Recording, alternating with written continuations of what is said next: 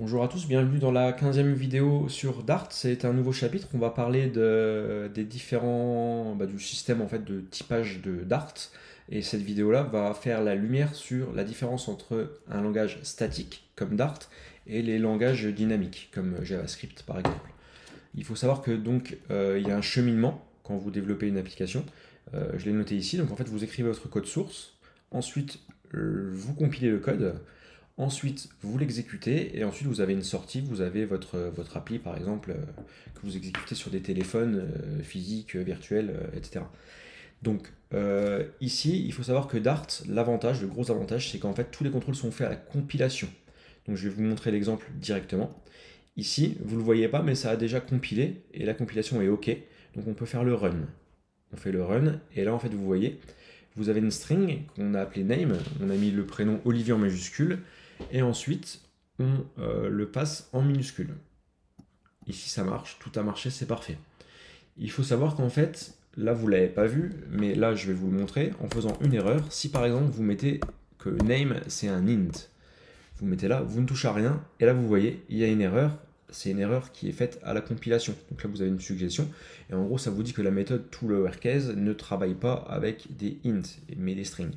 Donc en gros, vous avez juste à suivre les instructions. Là, la compilation se fait bien, plus d'erreurs, on peut lancer.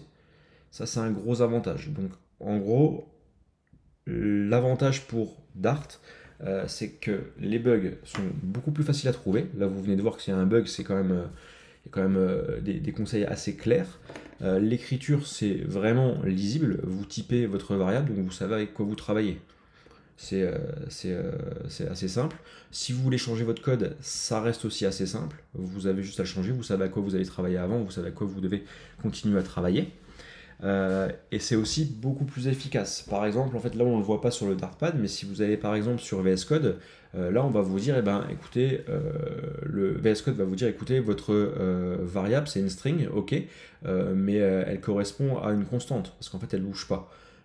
Et ben en fait vous avez juste à écrire constante, et c'est beaucoup, on le verra par la suite, mais une constante c'est beaucoup plus efficient pour du code, c'est moins consommateur de puissance de calcul, donc c'est bon à utiliser et c'est beaucoup plus performant que ne rien écrire du tout. Enfin beaucoup plus, un petit peu, mais quand vous avez des pages et des pages de code, le gain est significatif.